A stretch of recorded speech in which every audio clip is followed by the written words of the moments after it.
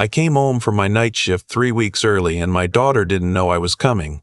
That's the part I keep thinking about. She didn't know, which means everything I found when I got there, nobody cleaned it up for me. Nobody prepared a story. I just walked in and saw it raw. Let me back up. I'm a pipeline welder. Have been for going on 22 years. The work takes me away. That's just the nature of it. Weeks at a stretch out in West Texas or up in North Dakota, living out of a company trailer, eating whatever the site cook puts in front of you, calling home when the signal holds. My wife, Sandra, we divorced when my daughter Nora was 11. It wasn't ugly, or at least it didn't start that way. We just ran out of the same things at the same time. Sandra got the house in Clarksburg, West Virginia. I got every other holiday and 2 months in the summer, and Nora got the worst of it, the way kids always do. She grew up in the space between us. Quiet girl. Serious. The kind of kid who reads the back of cereal boxes and remembers what they say. She was 15 when this happened, a sophomore. Good grades, no trouble. Close with her grandmother on Sandra's side. The summer before her sophomore year, Sandra called me about a program. Said she'd seen it advertised through Nora's school, a youth leadership and wilderness academy up in the mountains near Elkins, 6 weeks. Kids learn outdoor skills, team building, some kind of agricultural component. The brochure made it sound like summer camp crossed with a junior ranger program. There was a website, photos of smiling teenagers hiking trails, a mission statement about building character and self-reliance. The tuition was $2,200 for the 6 weeks, which was steep, but not outrageous for that kind of thing. I told Sandra I didn't love the idea of Nora being gone all summer. She said Nora wanted to go, that a couple of girls from her school were going too. I asked if she'd looked into it, really looked into it. She said yes. I was in the middle of a 6-week rotation myself. I wasn't there to visit the place or ask the hard questions in person. I sent Sandra a check for half the tuition and told myself that was enough. It wasn't enough. The first 2 weeks, Nora called a few times. Short calls. Said the schedule was full. They kept the kids busy from early morning through dinner. She sounded fine, tired maybe. I told myself that was normal. Outdoor stuff wears you out. The 3rd week she called once and it was shorter than usual and she said she had to go before I could ask her anything real. 4th week, nothing. I called Sandra. Sandra had gotten one text from a staff member saying Nora was doing well and had limited phone access as part of the program's digital detox curriculum. Sandra thought that sounded reasonable. I thought it sounded like a reason, which is different from a reason. I was 2 weeks from the end of my rotation when something started pulling at me. It wasn't one thing. It was the quality of Nora's last voice, the way she'd said, "I have to go." Not like someone who's late for an activity, but like someone who's watching to see if they're being listened to. I talked to my crew foreman, a man named Dale who's got grown kids of his own. I told him something felt off. He looked at me for a second and then said, "You've got PTO and you know it." I was on a plane out of Midland the next morning. I didn't call Sandra first. I drove straight from the Charleston airport up Route 33 into the Monongahela National Forest, following the directions I pulled from the camp's website. It was a 3-hour drive. I left at 6 in the morning and got there a little after 9. The road to the property was unpaved. Gravel that needed grading, with a rusted cattle gate that stood open. There was no sign at the entrance. The website had shown a wooden sign with a carved logo. It wasn't there. I drove in anyway. The property was maybe 40 acres from what I could see. There was a main building, old farmhouse, 2 stories, paint peeling, and behind it a cluster of outbuildings, a barn, 2 smaller structures I couldn't identify from the car. Further up the slope through the trees, I could make out what looked like a garden or a field. I parked and got out. It was early, cool for July, mist still hanging in the hollow. I could hear something. Rhythmic, repetitive, coming from the direction of the barn. I walked toward it. There were 4 of them, 4 kids, all girls it looked like, all in work gloves and rubber boots, moving back and forth between a compost pile and what I realized was a long raised bed garden. They were hauling wheelbarrows, full ones, the kind of work you hire adults for. I stood at the edge of the tree line and watched for a moment before any of them saw me. One of them was Nora. I almost didn't recognize her. She'd been gone 6 weeks and she looked like she'd aged 2 years in the wrong direction. Thin, Not the healthy kind from hiking, the other kind from not enough and too much work. Her hair was pulled back tight, no product, just pulled back fast, the way you do it when you're not thinking about it. She was wearing a gray t-shirt that was too big for her, and she had dirt on her arms up to the elbows. She turned and saw me. She didn't wave. She didn't wave. She didn't run. She just stopped moving, and her face went very still, and she stared at me the way you stare at something you're not sure is real. Then she looked behind her, toward the farmhouse. That look told me everything before she said a single word. I walked toward her. One of the other girls looked scared and stepped back. Nora waited until I was close enough that we were almost touching, and then she said very quietly, "Dad." I said, "Yeah, it's me." I put my hands on her shoulders and looked at her, and I said, "How are you?" And she said just as quietly, "They told me you weren't coming back for me." I went cold. I said, "What do you mean?"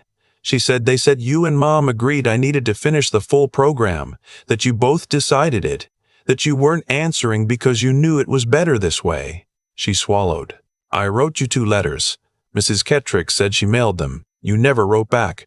I had not received any letters. I kept my voice steady because I could see she was watching my reaction, cataloging it, trying to figure out whether she could trust what she was seeing. I said, I never got any letters. I was never told any of that. I am here to take you home." Her face crumpled, just for a second, just that flash before a teenager gets it back under control, and I saw she'd been holding herself together for 6 weeks on the belief that I had made a decision to leave her there, that her own father had looked at her and decided 6 more weeks was better than her coming home. A man came out of the farmhouse, 50s, heavy-set, wearing a canvas vest like he was heading out to do farm work himself. He walked toward us with that particular stride that's meant to project authority without looking rushed. He said, "Sir, visitors aren't permitted on the property during session without scheduling an appointment with administration." I didn't look away from Nora. I said, "I'm here to pick up my daughter." He said, "That's not how the program works. We have a structured—" "I'm not interested in how the program works," I said. "I'm leaving with her." He stopped about 10 feet from me. I could see him recalculating. He said his name was Bernard. Said he was the director. Said that what I was proposing would be a violation of the enrollment contract, and that they had obligations to the other families. He said all of this in a very reasonable tone of voice while my daughter stood next to me with dirt on her arms at 9 in the morning on a Tuesday in July. I said, "Where are her things?" He said, "I'm going to have to ask you to leave the property, and if you don't, I'm going to have to contact law enforcement." I said, "That's a great idea. Call them." He hadn't expected that. While he stood there deciding, I put my arm around Nora's shoulders and said, "Take me to your bunk." She took me. We walked to one of the smaller outbuildings, the one I hadn't been able to identify from the car. Inside, it was a bunk room. 8 cots, military style with thin mattresses and wool blankets, no air conditioning, a single box fan in one window. The lockers were open, combination locks, but they were all hanging open, which meant the kids didn't have the combinations. A staff member controlled them. Nora's things took about 4 minutes to pack. She had 1 bag. While she packed it, she said, "There's a girl in the back building, Dad." She tried to leave twice, and now they keep her separate from the rest of us. My stomach dropped. I said, "Which building?" She pointed. "The small structure at the back of the property, the one I hadn't been able to see into from my car." I told Nora to carry her bag to my car and wait there with the doors locked. She looked at me and said, "Are you going back there?" I said, "Yes." She said, "Her name is Penny. She's 13. I walked to the back building. Bernard was behind me now, talking on his phone. I tried the door. It was latched from the outside, a hasp and padlock, but the padlock was hanging open the way the lockers were, like someone had been in recently and hadn't reset it. I opened the door. It was a utility room. Shelving on both walls, cleaning supplies, paint cans, a push mower. And in the corner, on a cot that had been pushed against the wall under the single small window, a girl who could not have been more than 13 years old, sitting up and staring at me with the expression of someone who has learned not to react to sounds near a locked door. She said, "Who are you?" I said, "I'm Nora's dad. She told me you were here. Are you hurt?" She shook her head, but she didn't move. I said, "Do you want to leave?" A pause. She said, They said my mom approved this. A pause. She said they said my mom approved this, that this is what was decided. I said, do you believe that? Another pause. Longer. She said, no. I said, then get up, let's go. Her name was Penny Grover. She was from Martinsburg. She'd been in that room for 4 days. I put both girls in my car. Bernard was still on the phone. He stood in front of the car and said I couldn't leave with a child who wasn't mine. I took out my own phone and called 911. I told the dispatcher I was on private property near Elkins, that I had found a 13-year-old girl being held in a locked utility room, and that the property director was attempting to prevent us from leaving. I gave her the address. Bernard heard me giving the address and his whole posture changed. He stepped back from the car. 2 units from the Randolph County Sheriff's Office arrived in about 25 minutes. By then, Penny had eaten 2 granola bars from my center console and was sitting in the back seat telling Nora the names of the other girls on the property and which ones had tried to call their parents. She was scared, but she was also methodical about it, the way traumatized kids sometimes get, very focused, very clear, like she'd been mentally organizing this information for days. The deputies were professional. They separated me from Bernard and got statements from both sides. One of them, a woman, maybe 30, with a no-nonsense quality that made me think she'd handled family situations before, took down everything I told her about the letters Nora never sent, the phone restrictions, the locked bunk lockers, and the utility room. She looked at Penny for a long moment after I described finding her, and then she went inside the main building with her partner. I sat on the hood of my car in the gravel and Nora came and sat next to me. We didn't talk much. I kept my hand on her shoulder. At some point she leaned against me and I felt her exhale, and it was the exhale of 6 weeks of not exhaling. She said, I kept thinking I did something wrong, that's why you stopped answering. I said, you didn't do anything wrong. She said, I know that now. I know you do, I said. But I want you to hear me say it. A few minutes later she said, there was a woman named Mrs. Kettrick. She ran the girls' side of things. She was the one who told me about you, about what you and Mom had decided. She paused. She was very calm when she said it. That's the part that got me. She wasn't mean about it. She just said it like it was a fact. I know that technique. I've seen it in negotiations and I've seen it in bad management, and I've seen it, apparently, in how adults break children. Say the thing calmly. Don't perform cruelty. Just state the falsehood in the same voice you'd use to announce dinner. The deputies came back out with Bernard and another staff member, a woman, and put them both in separate units. Before they drove off, the female deputy came over to me and told me they were contacting the West Virginia DHHHR and that given what they'd found, the phone restriction policy, the labor assignments, the isolation room, the withheld mail, they were treating it as a formal investigation. She told me not to go far for the next few days and to bring Nora in for a formal statement. She also told me there were 6 other kids on the property. All of them were being contacted. I called Sandra from the driveway. She was on her way to work. I told her I had Nora and that she needed to come to Elkins. She asked what had happened, and I gave her the short version, and there was a long silence. And then she said, I looked into it. I thought I looked into it. I said, I know. She said, is she okay? I said, she will be. I drove to a diner in Elkins and bought both girls the largest breakfasts on the menu. Penny ordered pancakes and eggs and a side of sausage and ate all of it. She called her mother from my phone. I walked to the other end of the diner to give her privacy and stood at the window and looked out at the street and tried to hold myself together. Penny's mother drove 2.5 hours from Martinsburg and arrived before Sandra did. She was a small woman with dark circles under her eyes that I don't think were from the drive. She walked in and saw Penny and stopped in the middle of the diner and put her hand over her mouth. Penny stood up, and her mother crossed the rest of the floor in about 3 steps and held on to her for a long time without saying anything. I had to go outside for a minute. Sandra arrived around noon. She sat across from Nora in the booth and held both her hands and didn't say much. Nora told her some of it, not all of it. She told her about the work schedule, up at 5:30, assigned jobs before breakfast, garden and field work and cleaning, lights out at 9. She told her about the phone policy, how they were allowed one 5-minute call every 10 days, and the calls were monitored by a staff member in the room. She told her about the letters. She didn't say much about the locker situation, or about Penny, not yet. That would come later. Sandra looked at me once over Nora's head. I didn't say anything. This wasn't the time. The investigation took most of the following year.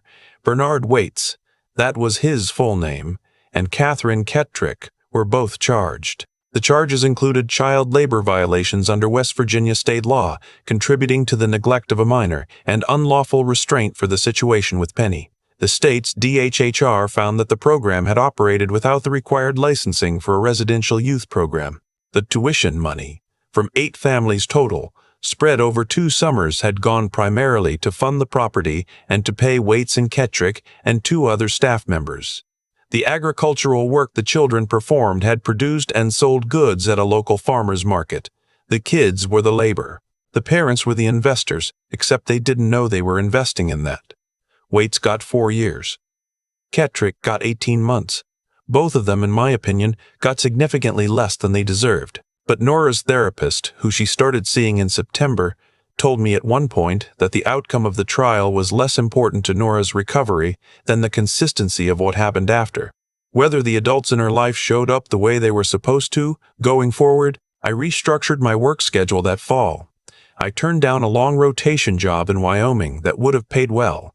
I picked up shorter jobs closer to home, accepted lower pay for the ability to be within a day's drive. It wasn't a sacrifice, really. It was just the right arrangement, arrived at too late. Nora is 17 now. She drives. She's got a part-time job at a veterinary office in Clarksburg, which she loves, and she's been talking about pre-vet as a direction for college. She doesn't talk about that summer much, but she doesn't avoid it either.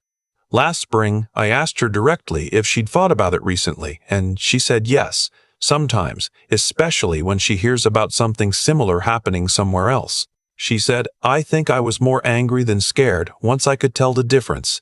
I said, what were you angry about? She said, that it worked for 6 weeks, that I almost believed it. I want to say something about that because it matters more than the trial or the charges or any of it. If you send your child somewhere, a program, a camp, a boarding situation, any arrangement where someone else has custody of them for more than a few days, there are questions you need to ask before you sign anything. Can I visit without advance notice? Can my child call me on their own terms, not on a schedule controlled by the program? Who maintains their physical belongings? If I withdraw my child early, what is the actual process, and who can I reach? Those sound like bureaucratic questions. They're not. They're the questions that tell you whether a program is afraid of parents knowing what happens inside it.